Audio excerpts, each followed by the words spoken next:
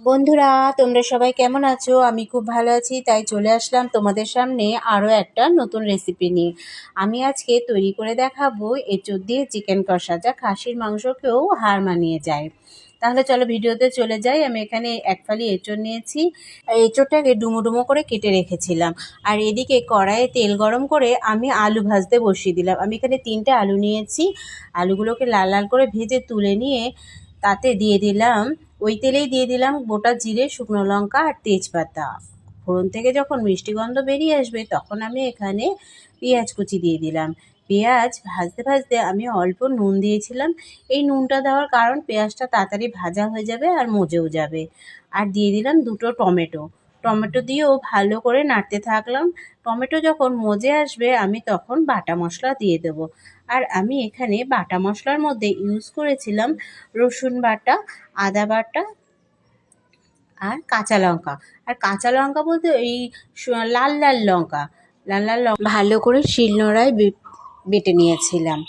আর শিলনোড়ায় রান্না খেতে দারুণ লাগে, আর রান্নার টেস্টও ভালো হয়। দেখো এখানে আমার কষানো হয়ে গেছে। আর কষানো থেকে যখন তেল বেরিয়ে আসবে তখন আমি এখানে গুঁড়ো মশলা ইউজ করেছি। পরিমাণ মতো লবণ আর পরিমাণ মতো হলুদ দিয়েছিলাম। আর দিয়েছিলাম এক চামচ জিরের গুঁড়ো আর 1 চামচ ধনের গুঁড়ো। আর দিয়ে ভালো করে আবার কষিয়ে নিলাম। কষানোতেই রান্না অর্ধেক হয়ে যাবে। দেখো ভালো করে কষিয়ে যখন তেল ছেড়ে আসবে তখন আমি ওপর দিয়ে দেবো মাংসগুলো। মাংস দিয়েও আমি ভালো করে কষিয়ে নেব। মাংস দিয়ে আমি ভালো করে কষিয়ে নেব।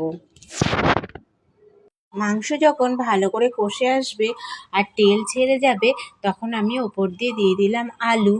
আর ওই যে এঁচোড় কেটে রেখেছিলাম, এঁচোড়গুলো আমি সেদ্ধ করে নিয়েছিলাম, সেগুলো দিয়ে ভালো করে কষিয়ে নিলাম। আর একটু কষিয়ে নিয়ে আর 5 মিনিট মতন কষিয়ে নিয়ে তারপর ওপর দিয়ে গরম জল করে রেখেছিলাম, গরম জল দিয়ে দিলাম। আর ঝোল ফুটে উঠলেই আমি দিয়ে দিলাম, এদিকে আমার মাংস সেদ্ধ হয়ে গেছে, আলুও সেদ্ধ হয়ে গেছে, আর এঁচোড় তো আমি সেদ্ধই করে নিয়েছিলাম। দিয়ে ওপর দিয়ে দিলাম 1 চামচ গরম মশলা আর 1 চামচ ঘি।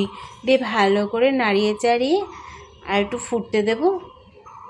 তৈরি হয়ে যাবে আমার আজকের রেসিপি এঁচোড় দিয়ে চিকেন কষা। তোমাদের যদি আমার ভিডিওটি ভালো লাগে তাহলে একটা লাইক, কমেন্ট, শেয়ার করে দিও। আজকের মতো টাটা।